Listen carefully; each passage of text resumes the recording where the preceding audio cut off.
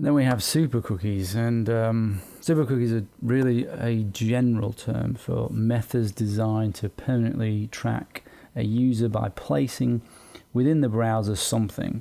So super cookies are designed to be more difficult for the user to detect and remove because they cannot be deleted in the same fashion as the regular cookies that we've seen. Now, a good example of this is EverCookie, which uses all sorts of different methods in order to avoid being detected and avoid being removed.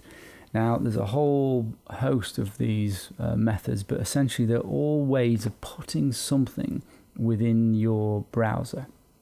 Now, these methods include flash cookies, so storing local shared objects, Silverlight isolated storage, storing cookies in RGB values of auto-generated forced cached PNGs using HTML5 canvas tag to read pixels.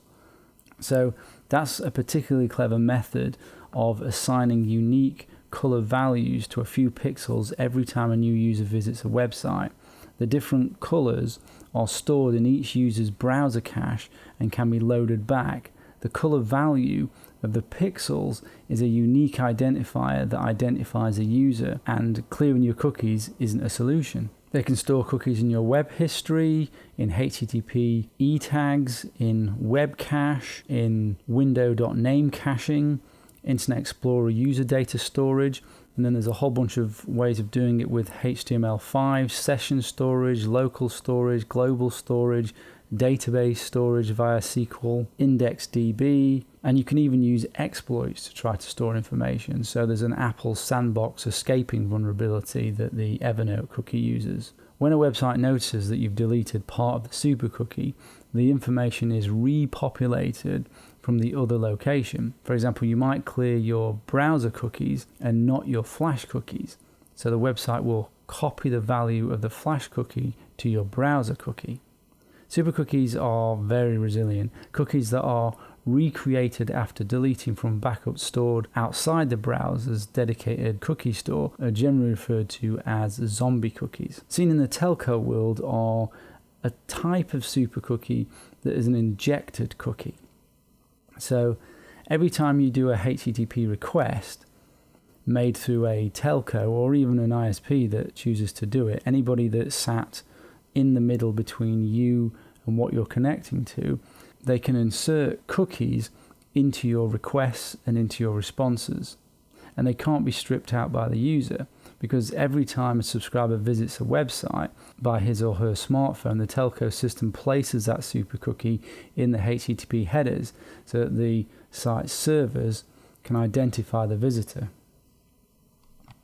So if we go to the BBC website again, and this is showing our request, and this is where the super cookie would be injected. This is our request, and the cookie would be essentially injected on the way from our browser to the site.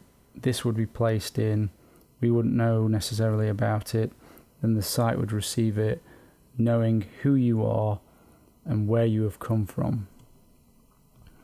These super cookies allow ad networks and media publishers to follow people across the internet even if you're clearing your cookies. It allows the networks to build up profiles on users' habits and pitch them targeted advertising while the telcos take a cut.